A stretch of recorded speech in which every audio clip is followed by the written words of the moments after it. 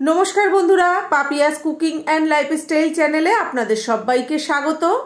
আশা করি আপনারা সবাই খুব ভালোই আছেন। আজকে আমি ভেন্ডি পোস্ত রান্না করে দেখাবো আপনাদেরকে। তো আমার এই ভিডিওটা না টেনে শেষ পর্যন্ত পুরোটা দেখবেন। ভালো লাগলে লাইক কমেন্ট শেয়ার করবেন, আর আমার সঙ্গে থেকে দেখতে থাকুন আমি কিভাবে ভেন্ডি পোস্ত রান্না করছি। দেখুন বন্ধুরা, আমি এখানে 300 গ্রাম ভেন্ডি পরিষ্কার করে ধুয়ে নিয়েছি। এবার এই ভেন্ডি দিয়ে ভেন্ডি পোস্ত তৈরি করে দেখাবো আপনাদেরকে। তার জন্য আগে আমাকে কি করতে হবে, ভেন্ডিটা কেটে নিতে হবে। দেখুন, এই ছুরিটার সাহায্যে ভেন্ডিটা কেটে নেব। আর এখনো যারা আমার চ্যানেলটিকে সাবস্ক্রাইব করেননি তাদের কাছে আমার অনুরোধ রইল, আমার চ্যানেলটিকে অবশ্যই করে সাবস্ক্রাইব করবেন এবং পাশে থাকা বেল আইকনটি ক্লিক করে অল করে দেবেন, যাতে আমি যখন যা নিত্য নতুন ভিডিও ছাড়বো তার নোটিফিকেশন সবার প্রথমেই আপনাদের কাছে পৌঁছে যাবে। দেখুন, আমার পুরো ভেন্ডিটা কাটা হয়ে গেছে আর আমি এইরকম সাইজের কেটে নিয়েছি। আপনারা যখন রান্না করবেন তখন আপনারা আপনাদের পছন্দ মতন কেটে নেবেন। আমার এই ভেন্ডিগুলো বেশ বড় ছিল, সেই জন্য আমি এইভাবে কেটেছি। যদি খুব ছোট ছোট হয় গোটাও করতে পারেন, আবার অর্ধেক অর্ধেক করে দিয়েও করতে পারেন।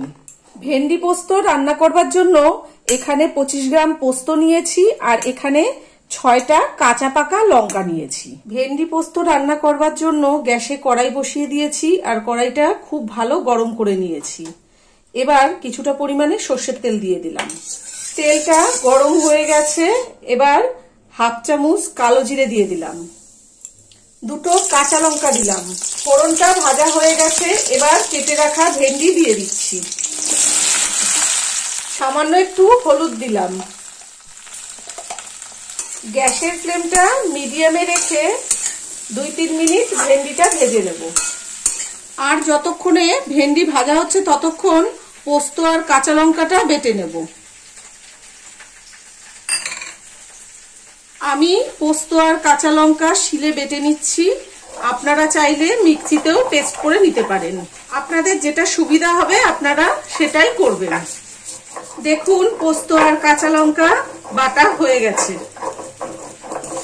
2 মিনিট ভেন্ডিটা ভেজে নিয়েছি। ভেন্ডি কিন্তু বেশি ভাজার দরকার নেই, ভেন্ডি খুবই নরম সবজি, অল্পতেই নরম হয়ে যায়, সেদ্ধ হয়ে যায়। এবার দেখুন, এই পোস্ত আর কাঁচা লঙ্কা বাটাটা দিয়ে দিচ্ছি। গ্যাসের ফ্লেমটা মিডিয়ামে রেখে পোস্ত বাটাটা ভেন্ডির সঙ্গে একটু ভেজে নেব। আর আপনারা যখন এই ভেন্ডি পোস্ত রান্না করবেন, নুন ঝাল মিষ্টি আপনাদের নিজেদের স্বাদ মতন দিয়ে দেবেন। কন্টিনিউ নেড়ে চেড়ে 3 মিনিট ধরে পোস্তটা ভেজে নিয়েছি ভেন্ডির সঙ্গে। এবার শিল আর পোস্ত বাটার প্লেটটা ধুয়ে সামান্য একটু জল দিয়ে দিচ্ছি। পরিমাণ মতন নুন দিয়ে দিলাম, স্বাদ অনুসারে চিনি দিলাম। যেহেতু এটা সম্পূর্ণ নিরামিষ তরকারি, একটু মিষ্টি না দিলে খেতে ভালো লাগবে না। আর সামান্য একটু হলুদ দিয়ে দিলাম। একটা পাকা লঙ্কা মুখ ফাটিয়ে দিয়ে দিলাম। এবার সবকিছু ভালোভাবে মিশিয়ে দেবো। এখানে কিন্তু একদমই বেশি জল দেওয়া যাবে না, তার কারণ বেশি জল দিলে ভেন্ডিগুলো অতিরিক্ত সিদ্ধ হয়ে ঘেটে যাবে। তরকারিটা একদম মাখা মাখা হবে। সবকিছু ভালোভাবে মিশিয়ে দিয়েছি। এবার 2 মিনিটের জন্য ঢাকা দিয়ে দেবো। গ্যাসের ফ্লেমটা লোতে রেখে 2 মিনিট রান্নাটা করে নিয়েছি। এবার ঢাকাটা খুলে দিয়েছি। 2 চামচ সর্ষের তেল দিয়ে দিচ্ছি। এবার তেলটাকে ভেন্ডির সঙ্গে ভালোভাবে মিশিয়ে দিচ্ছি আর 30 সেকেন্ড একটু নেড়ে চেড়ে রান্নাটা করে নেব। এর থেকে বেশি আর শুকনো করব না। এইভাবে পোস্ত দিয়ে ভেন্ডি রান্না করে আপনারা ভাত, রুটি যা কিছুর সঙ্গেই খাবেন, খুবই সুস্বাদু লাগবে।